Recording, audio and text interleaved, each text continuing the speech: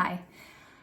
In episode 6, I did a video for strategies and tools for anxiety, stress, and anger management. And since I finished filming that episode and I've had a bunch of sessions with clients where I talked about this in the session, it occurred to me that there were some really good strategies that I give and use frequently with clients that I didn't mention in the episode. So I'm doing an addendum. It will be very quick with a couple other things that I recommend for the toolbox. My name is Jennifer Spring, licensed marriage and family therapist in private practice in Southeastern Connecticut.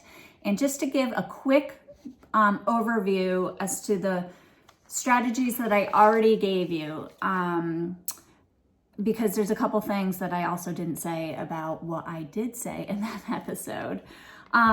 Again, when you are in a panic or having anxiety or stressed out or having an angry moment, there's things that biochemically happen. Your body temperature goes up, your stress hormone called cortisol elevates, adrenaline rises, body temperature heats up. That's why we get red in the face and we feel clammy.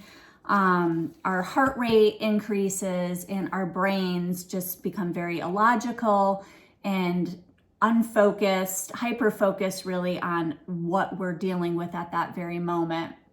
And our muscles also become very tense. We get into that fight or flight mode where we have to either defend ourselves against the attacker or we need to run.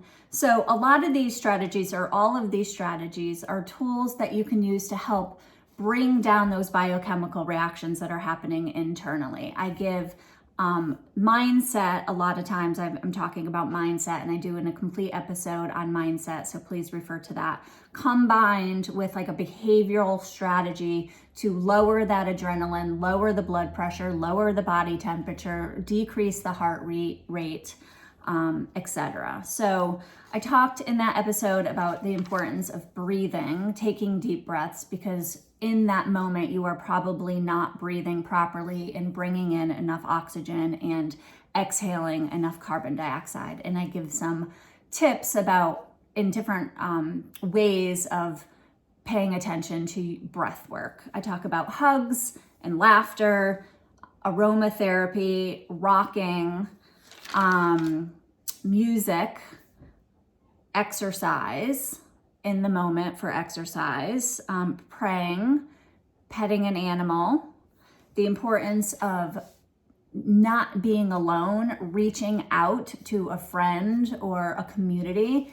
And I just want to make mention regarding that one. I actually had a client this week about, she's an introvert. So an introvert means you get your energy and you get recharged from being alone, more so alone than with a group. An extrovert relies on external stimulation, another person or a group to get their energy through them. Well, introverts are the opposite.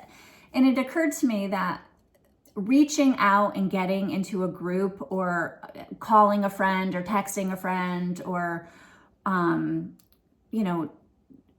being with somebody else isn't always the best in this scenario, especially if you're an introvert. So this particular client is an introvert, and she was actually stressed and anxious because she had been really busy that week and around a lot of people. She had a lot of meetings, she did a lot of social gatherings, more than she would prefer. And so there was the root of some of her anxiety for that week. So for her, this is an example how being in more community or around other people actually defeats the purpose. She needs to be alone in that scenario. So I just wanted to clarify that in case you are an introvert, that there are exceptions for the idea of sharing your grief, venting with other people or another person, and being around people.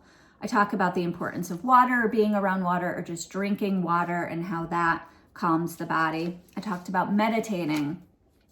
And I talked about positive thinking. So I am about to drop an episode, I think it's episode 8 or 9, on mindset. I do an entire 30 minutes on the importance of mindset and how to change mindset. So in episode 6 for the stress and anger and anxiety management, I kind of just touch on this a little bit about how to have a little bit of an explanation about how to have positive thinking and the importance of using that in the moment of panic or anxiety or anger or stress. But I do a whole episode, so please refer to that because it's probably the most important episode I do. So what I left out last time that I want to talk about today quickly is visualization. So in episode 7, I do the whole time on guided imagery and what guided imagery or visualization exercise is. I walk you through one, and this is a really powerful tool to be able to use in the moment. So in episode 7, I kind of teach you how to do it, and it's a lengthy process that I recommend that you do like before you fall asleep, as a way of just teaching yourself the skill of how to get out of your own head and everything that you think about in those minutes or hours perhaps before you fall asleep. So it's a process to get good at it. And once you are good at it, so that you could refer to my episode on guided imagery as to how to do it and how to practice it to get good. This now can be a tool that you use in the moment of panic or anxiety or stress or anger. So you can go to your guided, your visualization of your peaceful place, your scenario, your beach, your mountain, your lake, grandma's kitchen, whatever it is. You can go to that and not have to spend 20 minutes in that space. Just once you do this and get good at it, you can go to it for literally 20 seconds. You could just imagine being there, and your body has muscle memory, your brain has muscle memory. It's going to know that place, because you practice all the time in a lengthy process, that place is really calming and very stress-free and feels really good. You think about that for 10, 20 seconds, your body, your biochemically is going to follow. That blood pressure is going to come down, that adrenaline is going to come down, your heart rate is going to come down, and you will feel a sense of calm. So that's how you can use it very quickly. Now, in that episode, I also walk you through some other types of visualization or guided imagery, where you're kind of transporting good stuff into your body, like confidence and peace and calm and relaxation. This is how you can use that type. And you're extracting or pumping out of your body stress, anxiety, anger. I kind of walk you through how you can do that in that episode, but that's a way that you can use visualization quickly in the moment. So there's a couple other things that I recommend to people that, if you're a visual person, kind of involves this idea of being visual. So have you ever heard of Rain-X? It's the stuff you put on your windshield to repel the rain when it hits that windshield. So it just makes it easier to clear when it's raining and you're driving. You can also buy Rain-X windshield wipers that have this product on the wiper blades to do the same idea. If you know what I'm talking about, and wax is exactly the same idea. We put wax on our cars.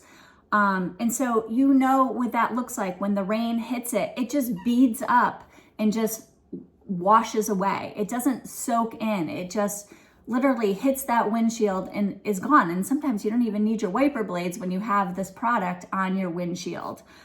This is something that you can imagine happening to you in your body, that you have this barrier on you, on your skin, in your aura, around your energy, that repels this stress and this anger and this moment and this heightened feeling of anxiety or this panic. And you are literally just one big water repellent, and it can't, or stress and anxiety and anger repellent, it can't get to you.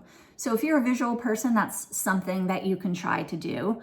You can even imagine being a duck. A duck has the same kind of oil in their bodies that they produce, that they then wipe all over their feathers, so that when the rain hits them, they actually don't get wet. Their feathers are water repellent because of this oil. So you can imagine being a duck and the water just pinging right off of you. It's just the stress, I mean, is just pinging right off of you, and it is not going to seep in and get to you. The same idea is a bubble. You can imagine being like bubble wrapped, or just being inside of a big bubble where this stress and anxiety and anger cannot get to you. It can't hit you. You have this barrier and it is not going to seep in. You are protected and you are safe from whatever it is that's trying to get in. Same idea with a light. You can imagine a light being around you, or this energy being around you where it can't get to you. It cannot get in. So, all the same kind of idea of this, of creating this barrier and visualizing having this barrier. Another idea when it comes to being visual is to imagine the stress and all the components of that stress packing. You're packing it like a snowball. So this issue, and then this issue, and then this issue, and then this issue. And the more issues that there are, the bigger this snowball gets. This is another visual idea. And then what you can do is you can imagine throwing that snowball out or stomping on it. Or if this is something you're doing in the car driving home from work, you can literally like roll down your window and imagine throwing the snowball out the window and looking in your rear view mirror and seeing the tractor trailer truck behind you, like just crushing this thing and it being just shredded, ruined, destroyed. You can also imagine doing something like this with just like a piece of paper. You can literally write your stress onto the paper. My mother-in-law, my boss, this test I just failed, my coach, my ex, my kid, whatever the stress is, you could write those words on a paper and you could literally crumble it up. You could put it through a shredder, you could rip it up, or you could do this visually, or you could burn it. You could just do this visually where you imagine what the stress is, or you tell yourself what the stress is, or you perhaps see the words and then you visually rip it up, shred it, flush it, put it in the garbage disposal, stomp on it, burn it, whatever. Again, all of these ideas are just kinds of ways of releasing it from within here in our gut. Usually it's like right in the pit of our stomach is where we feel that energy of stress or anxiety or anger. And in our head, of course, we're going. So all these ideas are just ways of like releasing it and purging it and getting rid of it. The last thing that I do all the time with people, I don't know how I missed this one. I talked in the last episode about telling yourself anxiety hates a plan. And when you create what your plan is to handle that stressful situation with very clear strategies underneath the plan, anxiety doesn't like that because anxiety wants you to worry about all the unknown. So if you create a plan, it's no longer unknown. I mean, it may not go according to plan, but at least you have some kind of strategy as to how you're going to handle that stressful or anxiety provoking moment. Combined with that, I talk to clients about considering what the worst case scenario is. So if you're stressed out about, anything really, getting a bad grade, getting cut from the team, getting broken up with, your child not going to sleep on time. I mean, it could be literally anything. I want you to consider, what is the worst case scenario? Okay, so your kid's tired and you'll put him to bed, earlier the next night. Your meeting doesn't go exactly as planned and you have to do more work. You get cut from the team, one door closes, another door opens. You get broken up with, that's God's way of helping you, direct you in the right decision, that this person is not the right person for you and you're going to meet somebody better. It gives you an opportunity to, meet somebody better, et cetera, et cetera. Worst case scenario generally never happens, but if we are prepared for worst case scenario, we know that we can handle everything and anything else. Now, nobody wants worst case scenario to happen, and or nobody likes worst case scenario. But when we consider what worst case scenario is, it kind of puts our stress, whatever it is we're stressed about or anxious about or angry about, into perspective. Like, it's not that bad. There's a solution. There's a solution to every problem. Worst case scenario is worst case scenario. If you can handle that, if you know what it is and you know you can handle that, everything else is also easy and can be handled. And sometimes just knowing that and being aware and self-aware and acknowledging that and being mindful of that is enough to like come right down from the anger or the stress or the anxiety. So those were couple other ones that I talk about frequently that I overlooked and I wanted to mention. Please hit the subscribe on my homepage to help me get to my goal. I would really appreciate it. And keep filling the toolbox. Thanks.